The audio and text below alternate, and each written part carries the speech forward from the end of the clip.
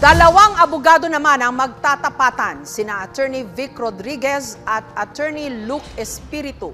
Ako po ay sang-ayon na sa mandatory drug testing sa lahat ng elected and appointive officials sa gobyerno bilang pagtugon sa Article 11, Section 1 of our Constitution that public office is a public trust at dapat lahat ay may accountable sa ating mamamayang Pilipino. Kulang pa po yung oras nyo, baka may gusto pa ho kayong sabihin.